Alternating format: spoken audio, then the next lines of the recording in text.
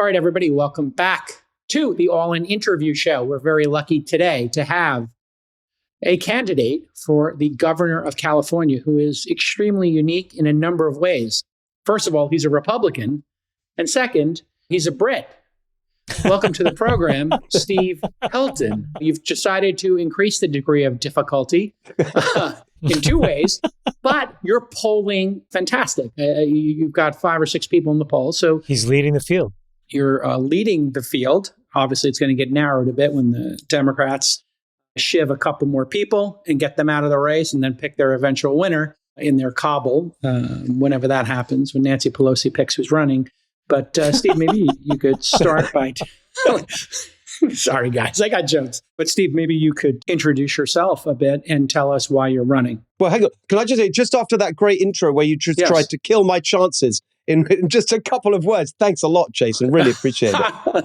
Let me actually tee this up. I've known Steve since 2012, 2013, when he and his wife, Rachel Whetstone, moved to Silicon Valley. Rachel worked at Facebook initially, and then she worked with you, Jason, at Uber, and then has had a great run. And then Steve, similarly. And you said it in a funny way, but ultimately, this is an incredible land of immigrants, and Steve has a really compelling story. So before we jump into the questions, I know your background, Steve, but I do think it's important.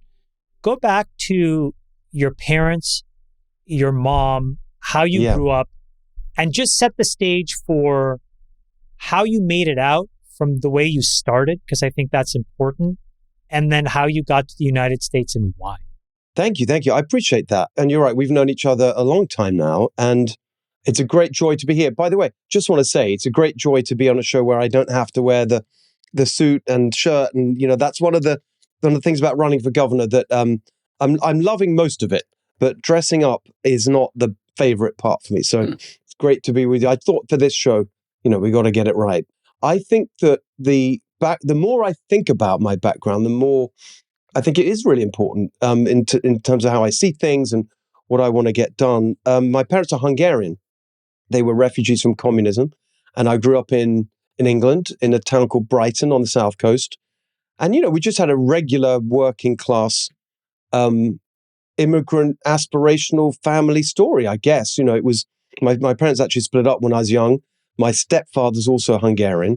He had an amazing story. He was a refugee as well, but literally ran across the border. He grew up in a small village on the west side of Hungary. And in 1956, when you had the Soviet invasion, and he tells this amazing story. They heard on the radio, the Russians are coming. And he and his brother and some friends from his school, he was 14 years old, like 1 year younger than my youngest son right now. And they just ran. They literally ran they said, right, we want our freedom. They ran to the border, barbed wire fences, minefields, got shot at by the guards, all that. Half of them were killed. And he ended up in a refugee camp in Austria and from then to England. So all of that, I guess, just gives you that sense of real appreciation for freedom and opportunity. And I grew up in England, worked very hard, ended up at Oxford University. But my first job was project manager for a construction company.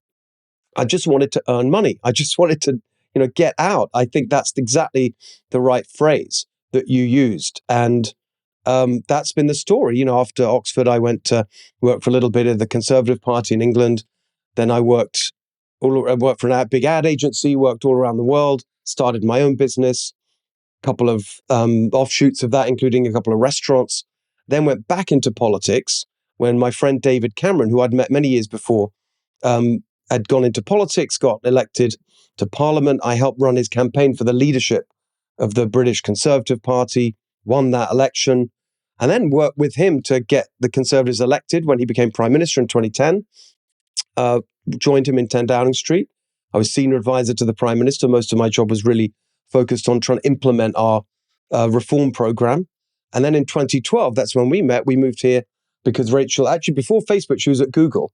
And she had this big global job at Google. She was running comms and public policy for Google worldwide. I had my job in number 10. It was actually when our second son was born.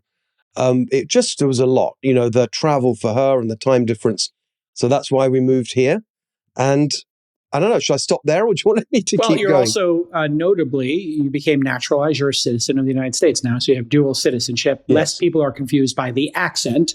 Yes. You're running for governor and you're a citizen of the let's United talk States. about your political setup. So being a child of Hungarian immigrants raising communism, you're going to hear a certain version of what the role of the state is versus what the role of the family or the individual is.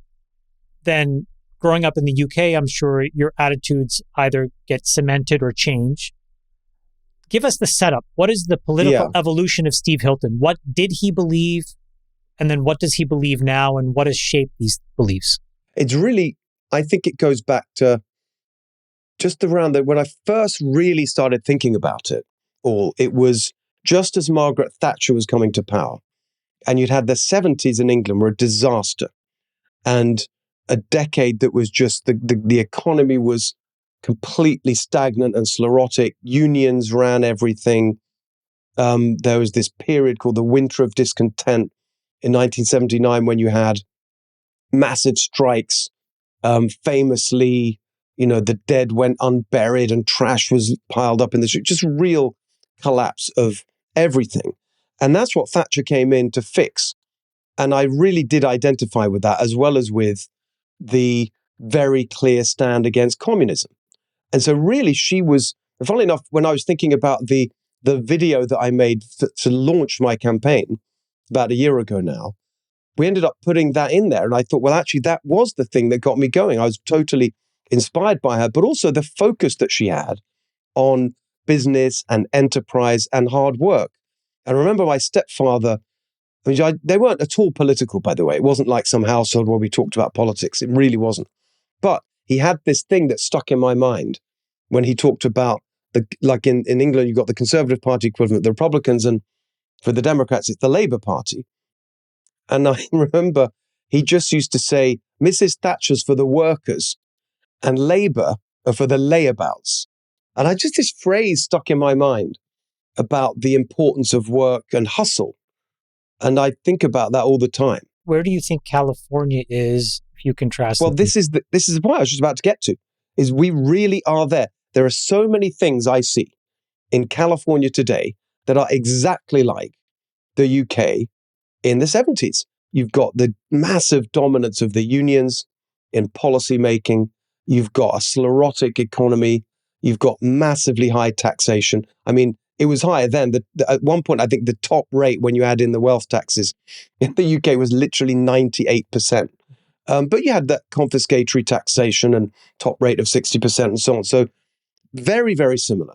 And actually, funnily enough, Mike Moritz actually sent me a report that someone had done about the UK today. And again, there's just these eerie parallels with just how impossible it is to do anything in the UK, to build anything, the overregulation. When I read this report, it just is exactly like California today. By the way, one thing, Jason, just to be clear, I am a proud American now, but I'm not. I actually renounced my UK citizenship. Oh, okay. I did that because I just wanted to be clear that I'm, just to borrow the title of the show, you wanted to in. be all in. All in, literally. I think it's really important that everyone knows that. And I am. And you have to get into maybe some policy, thanks for the background there.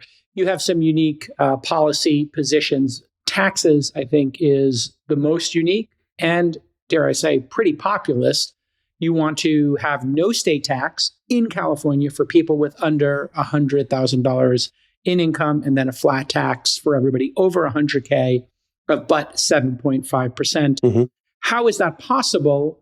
And is that something you've studied? And where did this come from? The tax plan that I put out there, that was the first day of my campaign. I think of it as pro-worker and pro-growth. And I think we need both of those things, because if you look at what's going on in California today, just big picture, obviously you can look at the data. That's a real economic disaster. I'm not sure people appreciate just how bad things are, because hiding behind that data point of having the fourth largest economy in the world, which is true, and obviously I'm proud of that. I want California to be big and successful and growing. But that fourth biggest economy data point, underneath that, you've got we're the state with the highest unemployment rate in the country and the highest poverty rate in the country, tied with Louisiana.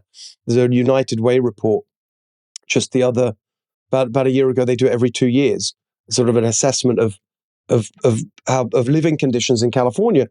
And they found that over a third of Californians cannot afford to meet basic needs. And so the starting point for my tax plan is what can we do quickly to help people who are really struggling? If you think about it, the working poor, who aren't particularly being taken care of by the welfare system. They're working incredibly hard, but they're being squeezed by all these costs. We have the highest gas prices in the country, as you know, the highest electric bills everywhere except for Hawaii. Housing costs the highest in the country. Insurance, all these costs are so high. So what can you do to help working people quickly? And so the starting point was, and what's affordable? The $100,000 mark. I remember when I was just playing around with numbers. Actually, I did it with some economists from the Hoover Institution, where I was a fellow. The first couple of years that we moved to, I taught at Stanford, including in the public policy department, also the D School at Stanford. But I was also a fellow at Hoover. And so we did the math on the tax plan there just about a year ago. And so that first part, first 100 grand tax free, actually in many counties in California today, the official definition for low income is 100,000. So that number may sound very high to people in other parts of the country. It's actually the definition in a lot of counties of low income. So you've got people earning 70 grand, 80 grand, 90 grand in California. They are paying 9.3% state income tax. That rate is higher than the top rate in most states in America. So to me, that's ridiculous when you've also got all these other taxes that those exact people are paying: sales tax, property tax, gas tax. All of those are the highest in the country. So cutting taxes this significantly means you have to then also cut spending. Yes, but can I just do the other part of it? Yeah. I'll just give the other part, which is the 7.5% flat tax. I just thought, when you look at the facts about economic performance, the fact that, for example, Chief Executive Magazine ranks us, and has done for the last 10 years or so, the 50th out of 50 for business climate, a big driver of that is tax. And I'm sure we'll get into the insane proposed billionaires tax and, all these things that are driving wealth creation out of our state and business investment out of our state. So it's not enough just to take care of or give some relief to people who are on the lower end of the scale. You've got to actually have a pro-investment, pro-growth tax framework. And so apart from anything else, the complexity is ridiculous of our tax system. These endless different rates. It's ridiculously complicated. And that itself is a cost, the bureaucracy and hassle associated with that. That's why I think a flat tax makes sense. Remember, this is in the context of federal taxes, all these other taxes. It's not the only component. But the cost is, to get to that cost, you've got to reduce spending exactly as you say. And basically, the cost of that in total is about an 18.5% reduction in revenue, which takes us down about 60 billion, something like that, which is not even going back to what the budget was just before the pandemic. They've actually, if you look at the budget of the state of California, it's nearly doubled in the last 10 years. In the last 5 years, it's gone up something like 75%.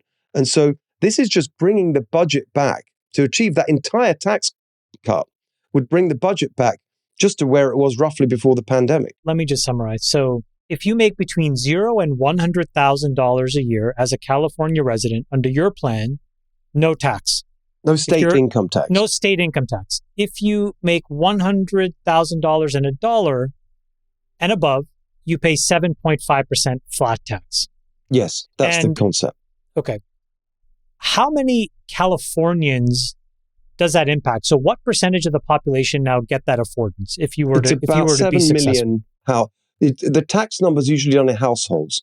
And so it's about 7 million households would benefit from the under 100,000. reduction. And do you know how many that is as a percentage? Well, working house, we got 40 million people. I think that's about probably just over a third, something like that. Okay. So a third of homes now essentially go to zero tax. State income tax. Remember, there's all these other taxes they're paying. Now, the pushback would be, if we then take it dollar for dollar from the operating budget, programs will suffer. Mm-hmm. And to your point, your comment is, I'm putting words in your mouth, but you fill them in. Well, not really, because we're just going to go back to 2019, 2020 budgets. And the difference was we spent $1 in 2020. We now spend $2 and nothing has changed. So go from $2 back to $1.50 and everything should be fine, is your point.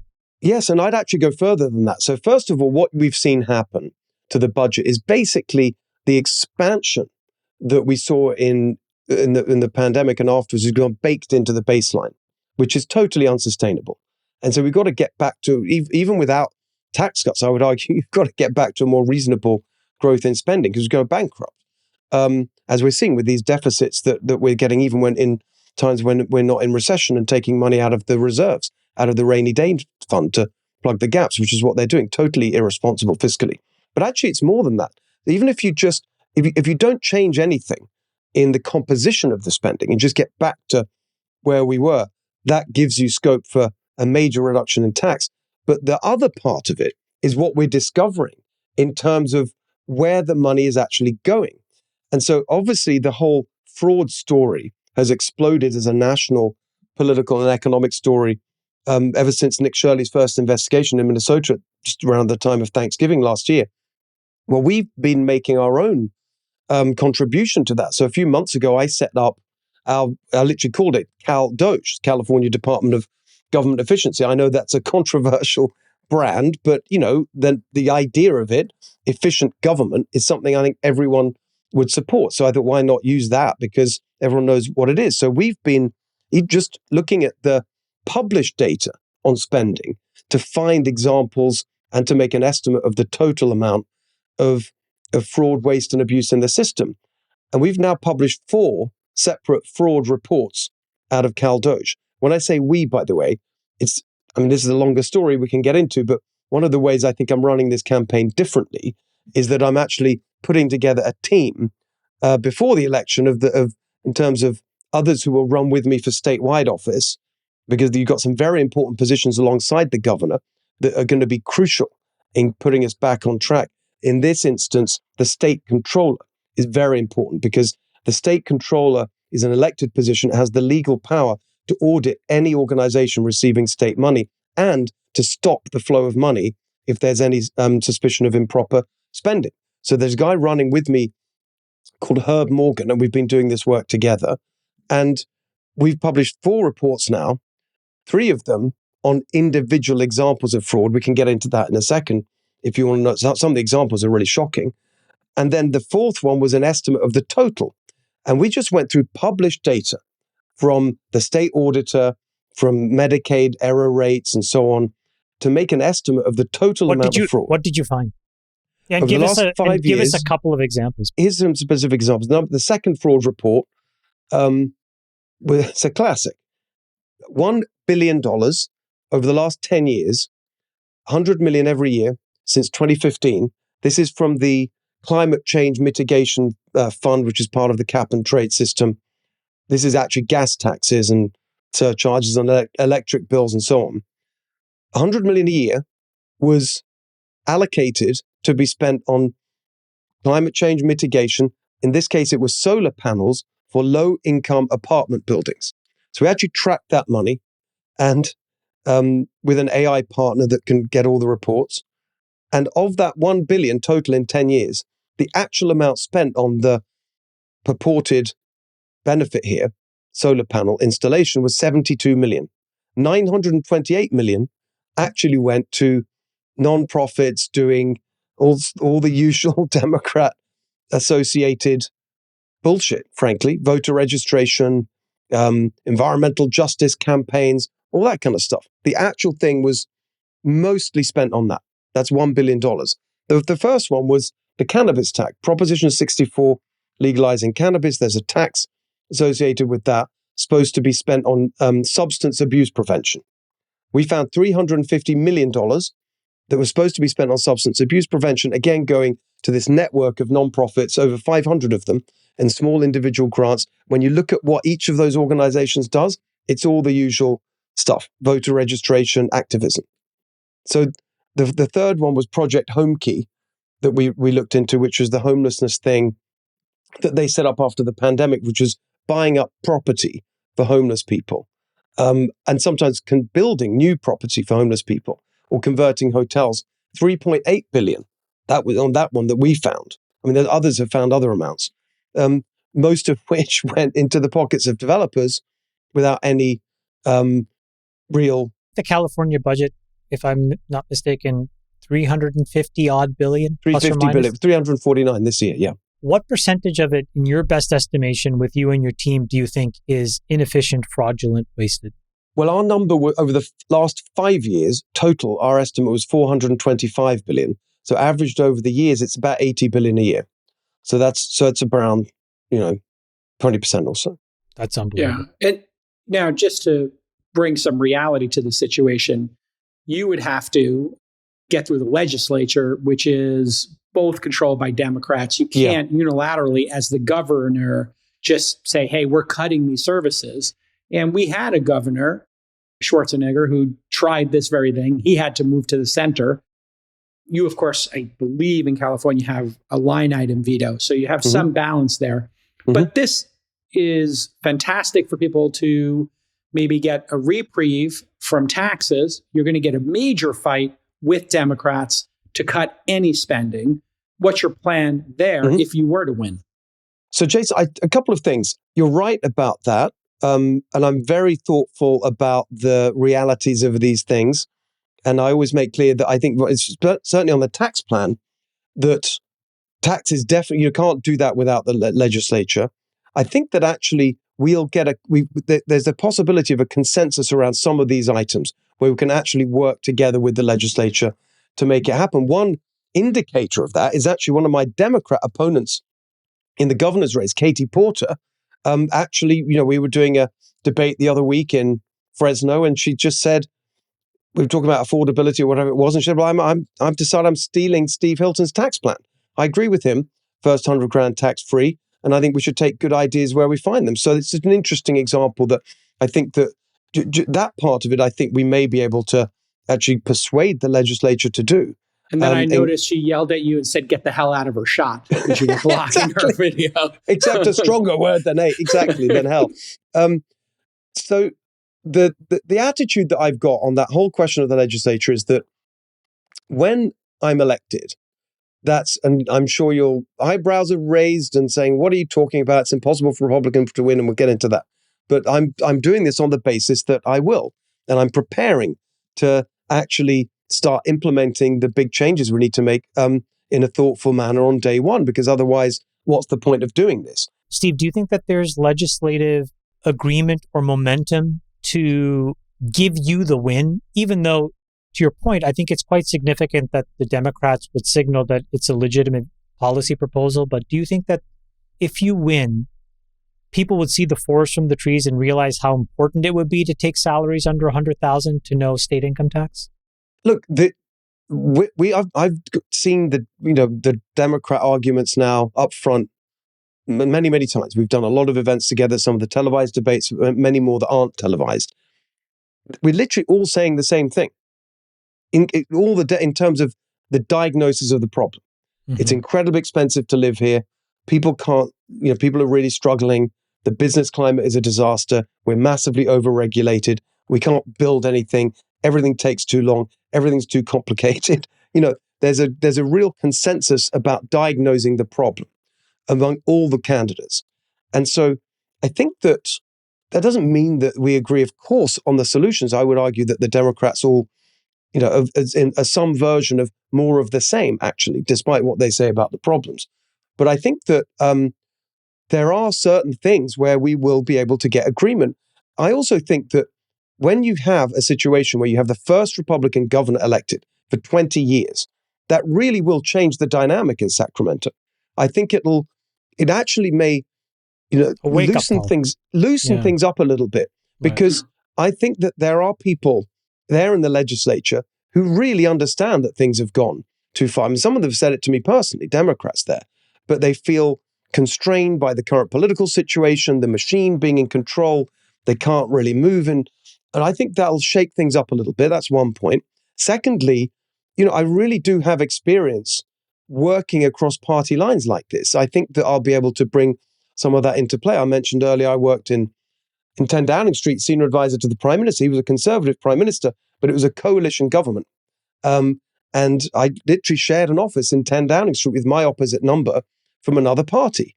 And we would, hash things out and argue. And, we were part of the team that negotiated a coalition agreement and then tried to implement it. And I think that those skills of actually putting something together where you don't agree about everything, but you can make some things happen, I think it'll be useful in this situation. And I think we can. I mean, look, everyone agrees we can't go on like this in California. And it's not farcical to think a Republican can't win here. Pete Wilson did 2 terms. Schwarzenegger did 2 terms. That's 16, I guess, of the last 36 years. It is completely conceivable that a Republican could win. And you and Katie Porter have the same plan. I think Chad Bianco has the same plan, which is under 100,000. All of you agree no taxes. That you're all attacking affordability. They don't believe in cutting services, though. They want to increase taxes on businesses, if I'm correct. And so why is that plan not as good as yours, I guess, is the question. And which one do you think would be more appealing to the voters? Would the voters, I think they'll all agree, paying less taxes, fantastic, makes you more competitive with Florida and Texas. But if they had their druthers, they're probably going to want to see Google and Apple pay more in taxes and not lose their services. Yeah, but we're losing jobs. And I think that that's the consequence of squeezing businesses and high earners more and more. And you're seeing it right now. You're seeing the business exodus. If the billionaire tax proposal goes through, I mean, that absolutely puts, I think that's a just complete disaster for the tech ecosystem and what we've built in Silicon Valley over the years and all the job creation and wealth creation that comes with that. You're seeing, it's not just tech. Everywhere you go in the state, there are so many conversations. You sit down with business people, we are on the brink of leaving. I don't think people realize quite how near the cliff edge we are. I give you another example. I was just in Pomona the other day down in Southern California. Fantastic companies, sheet metal. It's an HVAC duct manufacturing. It's exactly the kind of thing you'd want here. They're union jobs, actually. It's a great, manufacturing facility.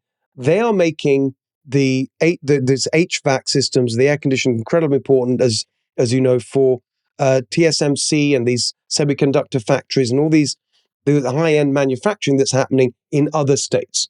And these facilities now, massive amounts of investment in the AI economy and tech more broadly, but none of it's happening in California. I mean, we just published our policy report on that today, how we can get some of that full stack of those jobs in California. But that company, they said to me, since the facilities are all now being built in other states, we're on the brink of moving our facility to be closer. Because what's the point of making this stuff in California? It's not going to be used because nothing's going to be happening in California. So you have to stop this squeeze on business. You really do. Let me ask about the broader cost of living for a second. Probably the most impactful cost to people's lived experience is the cost of housing. Yeah. Double click into that for a second. For the 40 million residents of California, what is going on? Why are rents so high? Why are homes so expensive? And what can actually be done to make the cost of living and rent cheaper?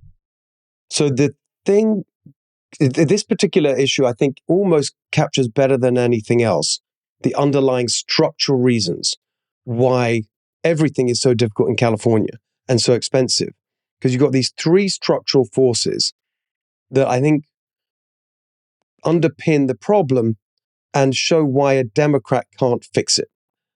And the 3 things are union power, litigation, and climate dogma. And they all come together in the housing story. The first part of the story is that we're just not building enough homes for the number of jobs that we're creating and the size of our population. It's a classic supply and demand situation. Now, within that, there are certain, wrinkles. You could point out that because of rent control, which has got completely out of control, there are a lot of empty properties in California that could be used to house people, but they're not because landlords don't want to do it because the rights have swung so far in favor of tenants. But I don't think that's the major driver. The major driver is the fact that we just haven't built enough housing of different kinds. And if you go through the reasons for that and why it's so expensive, it brings into play these 3 factors. First of all, it just costs more to build anything in California. The same exact floor plan, house, apartment building, industrial building, whatever it is, costs 2 or 3 times more to build in California than in neighboring states. The first reason is the building codes, the actual requirements for construction are just way more onerous, driven by climate dogma that actually doesn't really provide much climate benefit. What does that mean, climate dogma? Well, you have to install. Because like Nevada's hot and drought-ridden, and Arizona has issues. So what is it that we say that those states don't say? So when you build apartments, or when you build parking, you have to put in EV charging, and the scale of what's required for the EV charging just makes it more expensive. You have to, like you do a parking structure, you have to reinforce the floors. The bays have to be wider. Just it adds to, you have fewer bays per structure. There's specific costs associated with that. Solar panels, we talked about that earlier in terms of low-income apartments that taxes are paying for. Developers have to pay for that as well. Insulation, energy efficiency, all these things are good. And I think that's pretty much the story of California, which is things that start with good intentions actually end up being taken to an extreme where it just makes it too expensive to build at a rate that people can afford to buy the properties. And the other two are really that CEQA, where anybody can sue on behalf exactly the private right of action under CEQA. So that but let's unpack that, because that brings together the three things: climate, litigation, and unions. Because CEQA, the California Environmental Quality Act itself, is a nightmare in terms of the amount of regulation you have to comply with. The private right of action means anyone can sue. 70% of CEQA lawsuits are used to block housing. Most of those lawsuits are filed by unions. They're used as leverage to negotiate what they call project labor agreements, where you have an agreement for the site, and usually they have one or two of these components, both of which sound great. Skilled and trained workforce, which means union only, so it's a closed shop, and prevailing wage. Again, sounds very good, but it's 2 or 3 times market rate wages. So both of those things inflate the cost. Often, I've spoken to many developers, there aren't enough union workers in the area to actually do the job. So they have to sometimes fly them in from other states to do the job, and the cost of travel and accommodation. It's just This crazy. is the key, Chamath. There's no equivalent to CEQA in Texas, where I now reside after 20 years in California. The other thing is the fees. It's $30,000 per door in fees to the government. Fees, exactly. Yeah, to build a door in California, it's under $1,000 in Texas. And in California has 3 times the new units per capita than California. So every year we produce 3 times as many new homes per capita. Just a simple question, though, guys. Put this into ChatGPT or whatever. California's mandate with CEQA is to protect the air, protect the water, protect the land by some measures. Texas doesn't have it. Is it the case that Texas's air is worse, the water is worse, and the land is worse? No, definitely not. Yeah. So is it roughly the same, meaning the particulate count, the pollen count? Is the air quality the same? Because if it is, then what is CEQA doing other than just slowing down and retarding the progress of housing? Why hasn't that studied? Because I think, again, all of this, guys, comes back to when the data is presented in a way that's factual, there's very little room for people on both sides to argue it because they're all relatively smart. It's when it's presented either in a partisan way or by somebody who reeks of partisanship that I think people attack the messenger versus the message. So I'm just trying to understand, why hasn't the California government confronted this? It has the highest rents in America. It has the highest poverty rate in America. And it also has the highest regulation that has the lowest and the slowest unit housing growth. Steve, I guess what I'm asking you is, how does that not get to the legislature floor? Okay, well, I'll tell you, I'm afraid the answer is the corruption within the system and the interest groups that have taken over the system. I'll tell you a story, which is I know a lot about housing policy because it was the first area of policy I studied when I decided that I wanted to get into the whole world of policy and politics in California. I actually tried to get a ballot initiative, qualified for the ballot, that would have 2 elements to it. One is what Jason just mentioned, capping impact fees, which are now up to about 20% of the cost of housing. I wanted to do a statewide cap of 3% of construction costs. And the second component was eliminating the private right of action under CEQA.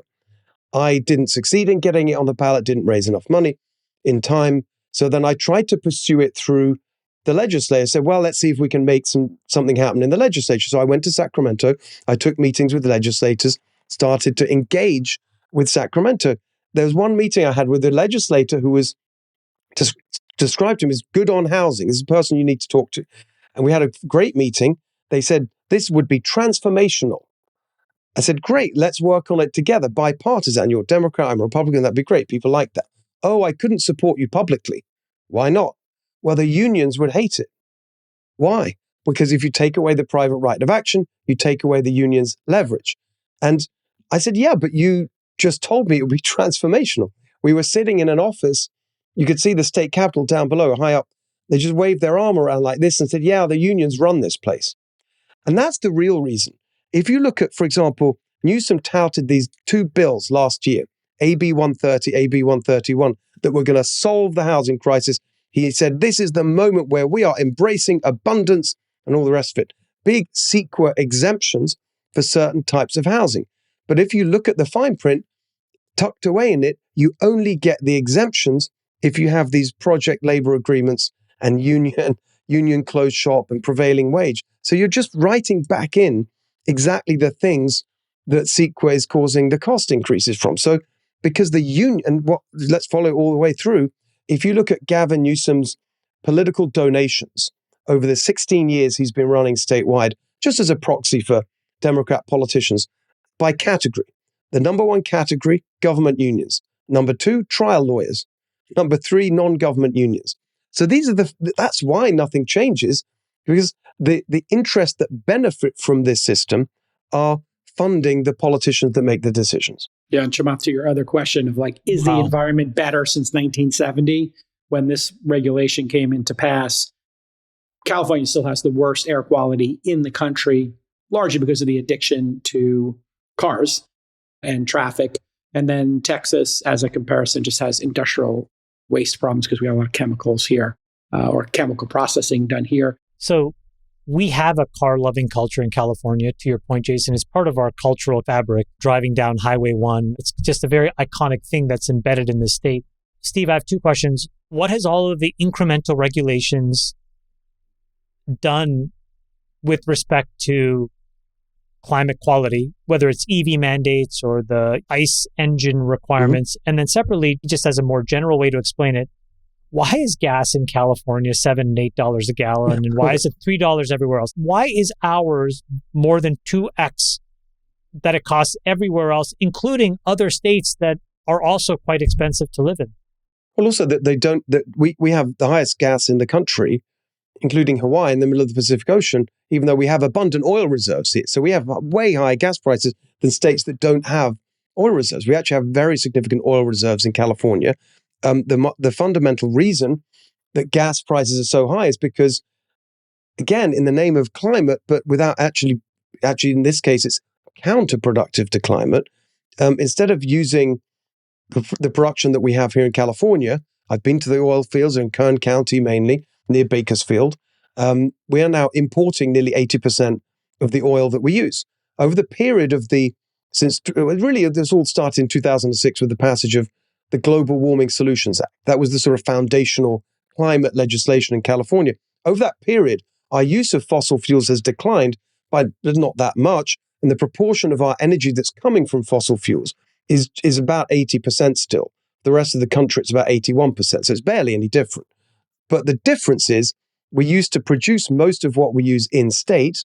Now we are importing nearly 80%. And that has driven up the cost. You have to ship it for halfway around the world. Our number one provider is Iraq right now. That's the number one source of oil for California. Sorry. The state of California itself, we are wholly dependent on Iraqi oil to sustain our economy? It's not wholly. It's the number one provider, yes. So if you look at the sources of oil, number one, Iraq. Number two, I think it's Ecuador and Brazil. But the broader point on that is because we used to have, let's just go back a few steps. We had a really strong energy industry and infrastructure in California where we produced most of the oil and gas that we use.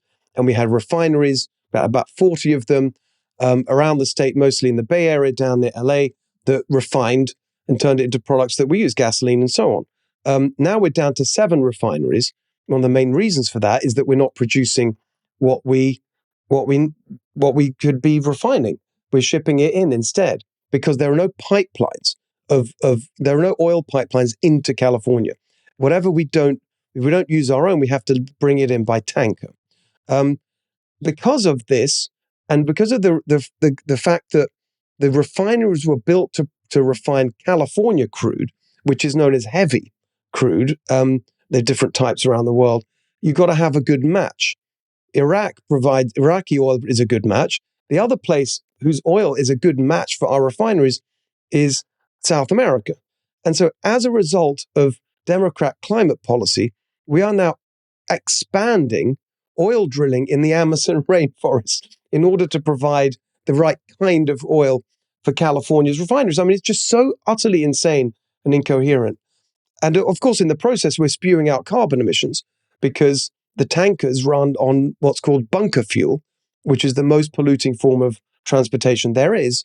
And just to make the whole insane scheme work, CARB, the California Air Resources Board, which is obsessed with having all other businesses account for their carbon emissions right down the supply chain, miraculously, the carbon emissions for the oil imports are only counted from when they're 12 miles off the coast of California. It's just so crazy.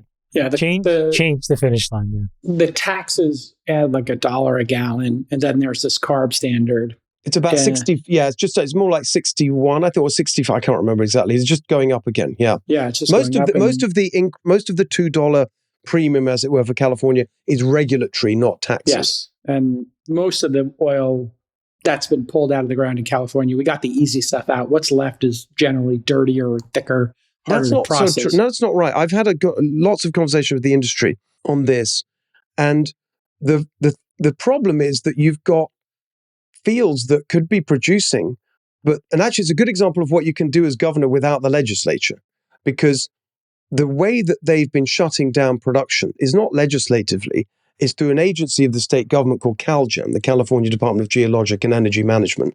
And it's simply a question of refusing to issue permits for the various stages of production, including maintaining existing wells or expanding. There's a process called sidetracking where you can take a well that's doing 5 barrels a day and increase it to 100, whatever, and then drilling new wells in existing fields.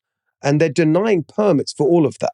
Actually, you can pretty much turn that around overnight by appointing people who are pro-energy, who will issue permits, because I think there's a simple common sense rule here, which is as long as we're using oil and gas in California, let's use our oil and gas rather than importing it. But my conversations with the industry is that I said, look, what could we do if we had a kind of green light from a governor and a regulatory framework that just says, let's do what we can, let's produce what we can.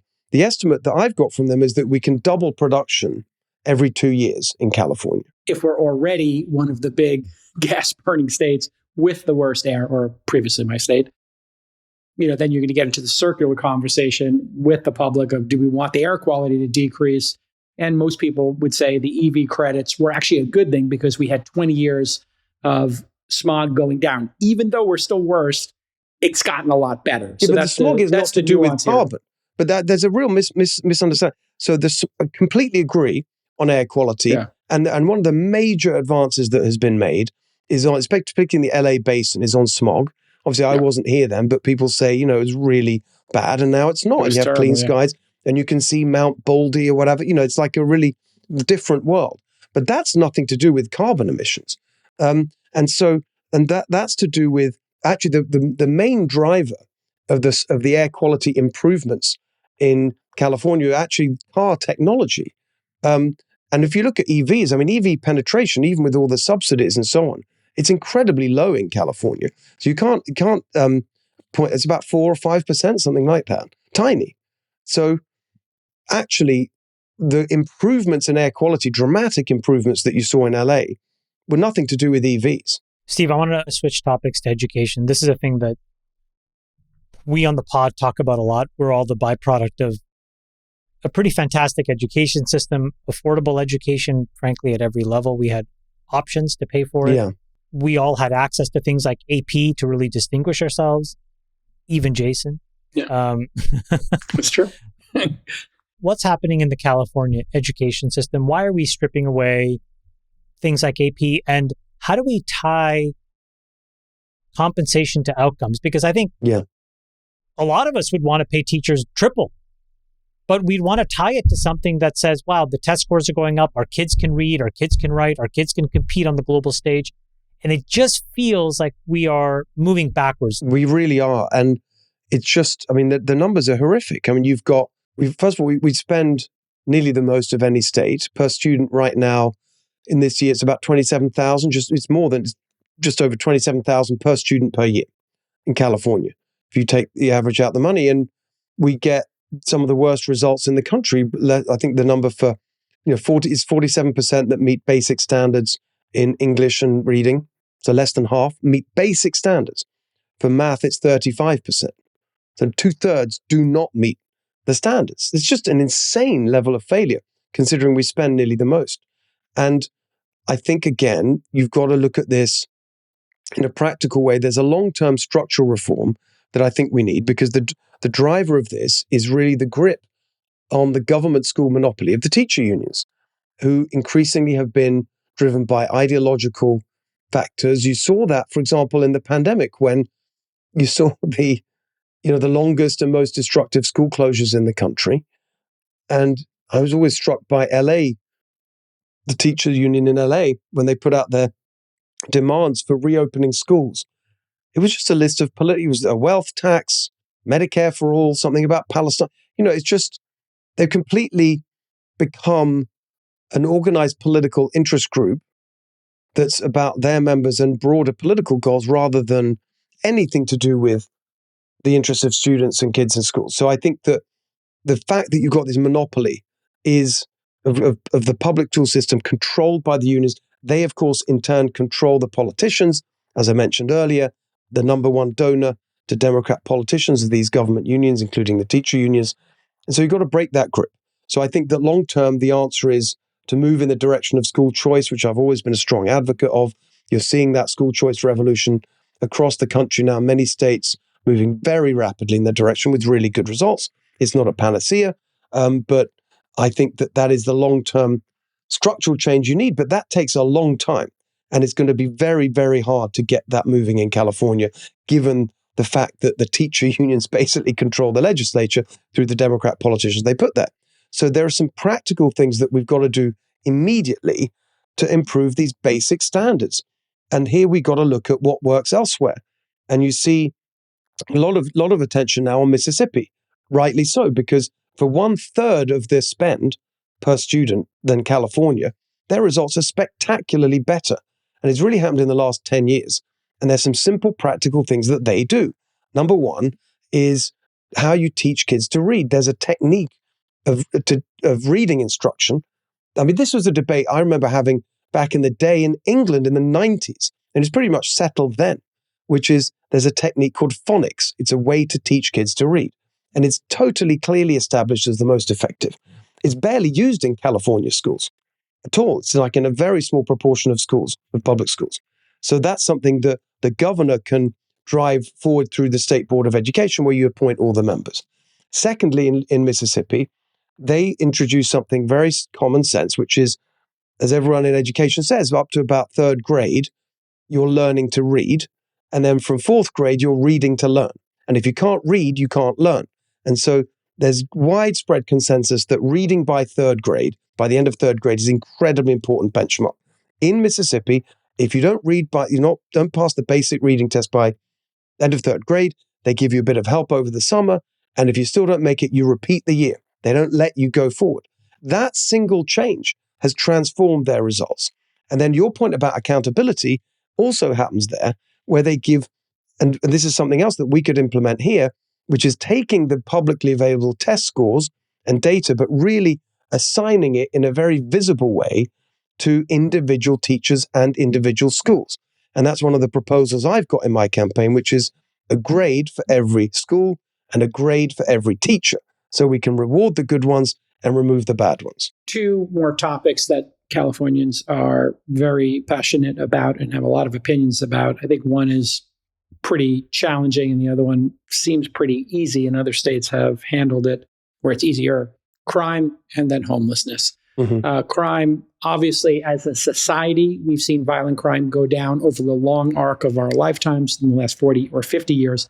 But California, still 30% more violent than the rest of the country. So we definitely have a violence problem specific to California. And if you live in the major cities, San Francisco, Los Angeles, they let people out for petty crimes under $850. There seems to, and we see going to a drugstore, everything's locked up. So there is a feeling and a lot of debates over the numbers that there's a lot more property crime. Some people claim people don't report it anymore. That was my lived experience in California. What is your take on crime? And then we'll go to homelessness. Yeah, I mean, it's this classic thing in California where they seem to be brilliant at passing laws, right? Every year, more and more laws, more and more bloat and bureaucracy, more nanny state nonsense. Last session, for example, they passed, this is one session, 1,118 bills. That's the number of bills that the legislature passed. We did a thing outside the state capitol. I mean, I'm not very tall. We printed them all out. It's like double my height. I mean, just ridiculous. And the point I'm making is really good at passing laws, but not very good at enforcing them. There's just something missing in terms of the willingness to just enforce the law. That's going to be one of the main points I make in terms of homelessness. But when you get to crime, there's just this attitude. I mean, there's something off about how the left has seen this issue. And just when you think it's, the worst excesses of defund the police and all that have receded, you've now got them popping up. What is it? This new thing, micro looting, right? Oh, micro looting. There's the New York Times and Slack podcasts are going on about, it's fine because it's just social justice and we're allowed to kind of basically steal things because it's okay. It's just unbelievable subversion of basic values and morality. It's just unbelievable. On crime, it's very decentralized in terms, I mean, there's some state things that need to be, remember the law that you're talking about that legalized theft up to $950 a day, that part has been overturned. That was Prop 47, which was a few years ago. It's been overturned by Prop 36, which was overwhelmingly passed in 2024 by about 70%. But of course, it's not being properly implemented. Gavin Newsom was against it. And so were most Democrats in the state. The people passed it anyway, but now there's real resistance to enforcing it, which is ridiculous. In terms of the overall picture, though, it is very localized. You've got local police forces and sheriff's departments and so on. So my focus has been, well, what can you do as governor? And then one of the biggest drivers, I think, that's caused the problem is really started with Jerry Brown before Gavin Newsom. Gavin Newsom's accelerated it, which is the prison closure program. They've basically, also this is classic California, they've reduced the number of prison places by half. Guess what happened to the budget? It doubled. Not quite that bad, but it's a classic. They cut the numbers in half, double the budget. But the serious point is that you've had tens of thousands of really dangerous, violent criminals either released directly into the community or more destructively for the system, transferred to county jails, which are now completely overcrowded. And therefore, at the local level, the whole system is aware that you've had all these transfers from state prison, the system is full, and so there's no capacity. And that really undermines the kind of accountability that judges and prosecutors would want to seek at the local level because they know the jails are full. And so that in turn undermines law enforcement because they say, what's the point? I mean, I hear this term all the time from law enforcement around the state. I'm traveling the state the whole time. They talk about catch and release as the basic operating rule for the kinds of crimes you're talking about. You catch them, they just release. Nothing happens. And so that undermines law enforcement. They think, why bother if we're just going to bring these people in and nothing's going to happen to them? And that in turn undermines public confidence because everyone sees that. And then they, as you just said, don't bother reporting it. So a simple thing we can do that is completely within the governor's control is stop and reverse the prison closure program, which is what I've committed to doing, is to increase prison capacity in California. That means that you can relieve the pressure on county jails, but also that means that you can use the prisons for what they should be doing, not just bringing accountability. You commit a crime, you should be punished, but also rehabilitation. We've got not the worst, but one of the worst recidivism rates in the whole country. And if we did one of the best states is Virginia, they're less than half what we have. So that would massively reduce crime if you could just get, you've got to take seriously the rehabilitation part. Yeah. I mean, a huge proportion of prisoners in these jails, they can't read properly. Many have dyslexia. You've got to have a really serious view on it. And they just don't. They have an ideological view. I think that is the problem with so many of these issues. It's ideology. In this case, it's decarceration, can't have people in prison, prison is racist, criminal justice reform, all this ideology instead of just practical things to keep people safe. Newsom shut down 4 or 5 of the California state prisons. You're absolutely correct, according to my notes. And then it peaked in 2006. California had 165,000 people in state prisons. Now, 93,000 people. So it is definitely a trend. And I think a lot of folks who are living here or who are living in California, where I used to live, are not in favor of that. Looking at homelessness, is it intractable in California? No. One thing I'll just point out, if people are interested in digging in further to some of the things I've been saying, there's a couple of places you can go for real depth on this, which is the last 3 years, I've been traveling the state and kind of learning about this stuff and developing solutions. And I had a policy organization for that called Golden Together, goldentogether.com. And you can find policy reports on many of these areas we've discussed and more, including one on homelessness called Ending Homelessness. And actually, my real partner in developing that was someone called Michelle Steeb, who's done a lot of work on this. She actually run homeless shelters and really at the kind of street level of this for many, many years. And also someone called Tom Wolfe, who's given me a lot of great advice. He's in San Francisco, a recovered addict who's just fantastic. He's very vocal on Twitter and has a very common sense approach. Yeah, exactly. Okay, so it's very simply, I'll try and sort of capture it simply. It's 3 points. Number one, it actually already is illegal to live on, and the homeless encampments already are illegal. They've always been illegal. It's another example of where we just got to enforce the law. For years, local politicians in California hid behind a court ruling that is called the Boise ruling, from many years ago, which stated, it's the Ninth Circuit ruling, applies to the Western states, which is that the statement there was you can't remove people from the street unless you have sufficient shelter available locally. And they used this to say we can't remove people because we don't have enough shelter. It didn't define what shelter was. They defined it as these permanent supportive housing units costing $900,000 a door. But it could have been a camp with cots. There's no reason. But even that excuse has been lifted because there's a Supreme Court case called Grants Pass versus Oregon in 2024 overturned that. So there's no excuse. These people running local governments, they have the power and the legal authority to remove every single homeless encampment, and they should. And my argument is, I'll give them, once I'm elected, I'll give them a certain amount of time. And if they haven't done it, then I'll use state law enforcement resources to take people off the streets. And then you get to point 2 and 3 of the plan, which is, you got to give people help in a compassionate way, help them get their lives back on track.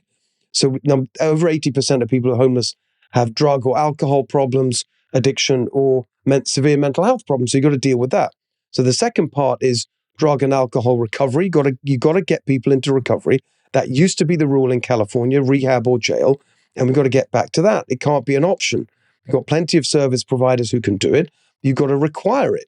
I mean, last year, even going back to our point about the legislature, even the Democrat legislature passed a bill called the Sober Housing Act, which would have taken a certain proportion of homeless spending and allocated it to a shelter where you had a requirement was sobriety. Newsom vetoed that bill. It's unbelievable. So we got to have it 100% sober requirement for any kind of state services on homelessness. The third part is mental health, where honestly, going back to the jails conversation, you talk to sheriffs around the state, the number varies, but they say 50, I've heard as high as 70% of the people in their jails have severe mental health problems. That's where we're actually treating people with mental health problems. Either they're on the street or they're in jail. It's totally barbaric. And one of the reasons is that when you're talking about the homeless population, obviously low-income people, so it's very much entwined when you talk about mental health care with Medicaid, with the federal system. And there's a rule in Medicaid that was set up right at the beginning when it was founded in the mid-60s called the IMD rule, Institutions of Mental Disease. And this was a time when they didn't want large mental asylums and whatever.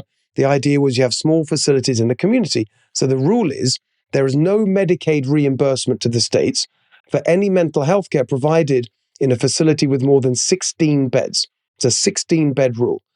Of course, that makes the whole thing incredibly uneconomic and inefficient. Imagine if hospitals could only be 16 beds, how inefficient that would be. The first Trump administration created a waiver, the IMD waiver, that states could apply for. So you could get around the rule. California, a lot of other states have taken that up. California hasn't. There's plenty of money in the system. Like we've been saying, the budgets are there. They've just been diverted into the wrong places. So the third part of the plan is to take the money that's currently going into the homeless industrial complex, these ridiculous apartment units for people who should be either getting mental health care or recovery treatment, take that money and put it into modern, large-scale mental health facilities, and then we can and when you treat do your people properly. Fraud work, that's a great place for you to put a big magnifying glass, because that's where there's massive amounts of corruption. 100%. You cannot believe how much we spend in this, or we spend in California on homeless. And if you pay for something, you will get more of it. And they're getting a lot more of it. Yeah. Steve, as we wrap up, give us the quarterback view of your path to victory. Walk us through the sequence of events, the key moments leading up to the primary vote, and then from primary to election day. What has to happen for you to get to Sacramento? So we have the top two system. For those who, another crazy California thing where you end up with two candidates going through to the general election, regardless of party. The idea of this was to have more moderate politics. Ever since it was introduced, the state's gone further and further to the left. And so you've got various scenarios that are possible. Right now, I'm leading in all of the polls. On the Republican side, there's one other candidate. I think with President Trump's endorsement of my campaign, I think we can expect, I'm pretty confident that we can make it into the top two. It's not certain. We've got to, fight very hard over the next month or so. The ballots go out next week, early May. But I think that we're going to have a top two with myself and one other Democrat. And right now it looks as if it's going to be one of Tom Steyer, Katie Porter, or Javier Becerra. And all of those three represent either no change from what we have now or a move even further to the left in the wrong direction. So I think broadly, the argument is going to be very straightforward, which is, are you happy with the way things are going in California? Do you want more of it? And if you do, you vote Democrat, or do you think we need a change? So it's a classic, change versus more of the same election. Getting into the numbers, I know a lot of people look at California and say, well, it's impossible for a Republican to win. And Jason was pointing out we've had Republicans in the past, but that was, a long time ago. And you could say special circumstances because Arnold Schwarzenegger was elected in a recall election and so on. And he was a celebrity who was highly notable and loved in Los Angeles, half the state. Exactly. All of those things are true. And so I've always said from the beginning of this that it's not going to be easy to win. It's going to be very difficult because of the structural factors in California, but it's not impossible. And given the seriousness of our predicament and how much I think the whole country depends on a successful, growing, thriving, leading California, then we should go for it, because getting things back in a common sense direction is just a really important thing. I always say California means to America what America means to the world. And so this matters.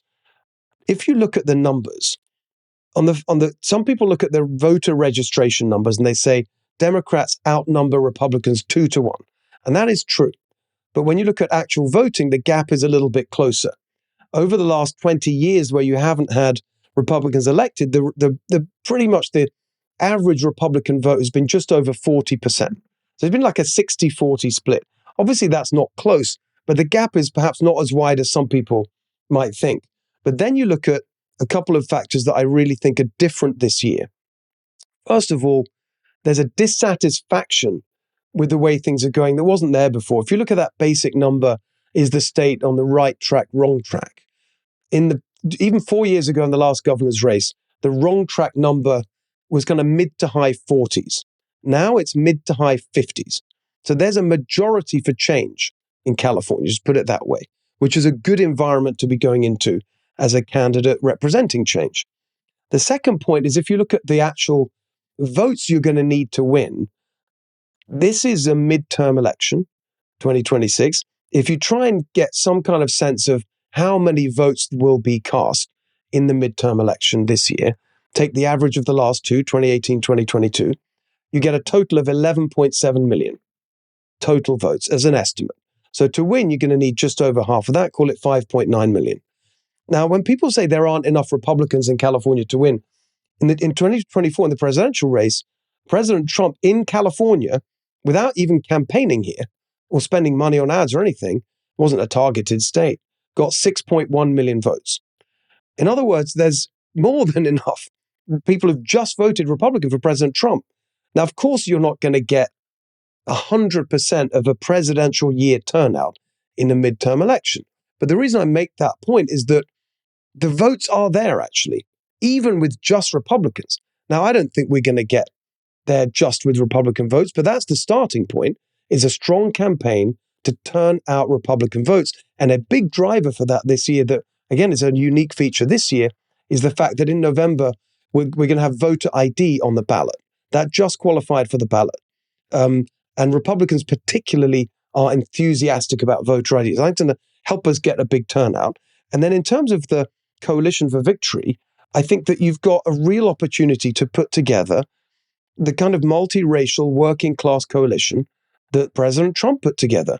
Because it's, as going right back to where we started, it's working class people who are really, really struggling and being hammered the most by these policies. They get to vote directly for no taxes, no state income taxes.